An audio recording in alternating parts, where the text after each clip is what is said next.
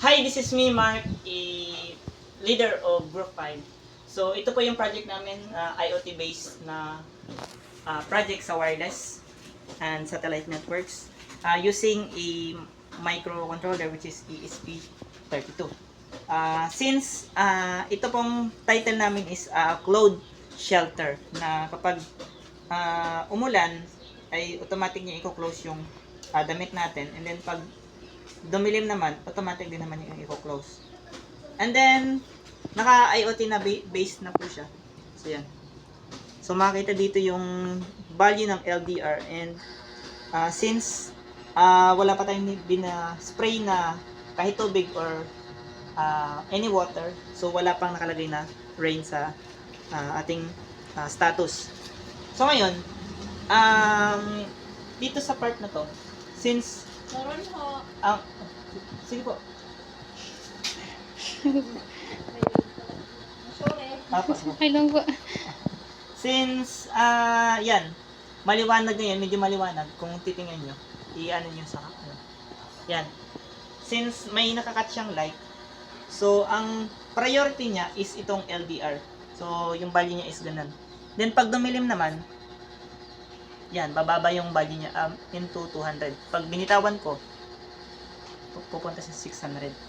So, ang ano dito sa innovation na to, since yung sa internet is rain sensor lang ginamit nila, walang LDR, at hindi rin IoT, Arduino lang ginamit.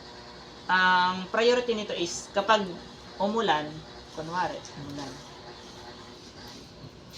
Yan. Yan, nakita niyo, naglagay ng umulan. Lagyan natin. Yan, umulan. Yes. Naglagay. So, automatic naka-close pa rin siya kasi nga, may water droplets pa rin. So, kapag in-scrape ko siya, yan. Yan, no rain na. And then, automatic siyang bubuksan.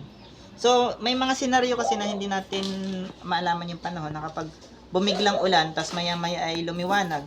So, kapag ganon, ang pagkatapos ko na rin ng rain, tas may water droplets pa dito sa sensor, ang ipa-priority niya ay itong LDR, na kapag lumiwanag, i-open niya ulit yung shelter. And then, pag medyo makulimlim, and then, nagpatak ng droplets, para silang dalawang na magpa-function. So, sa ganung senaryo, hindi magiging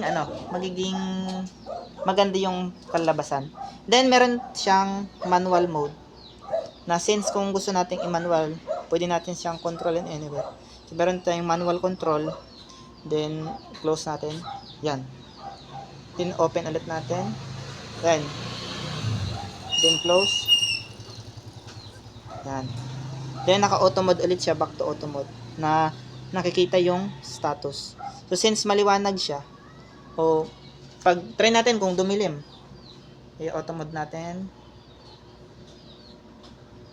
and open muna natin. Yan, naka-auto mode.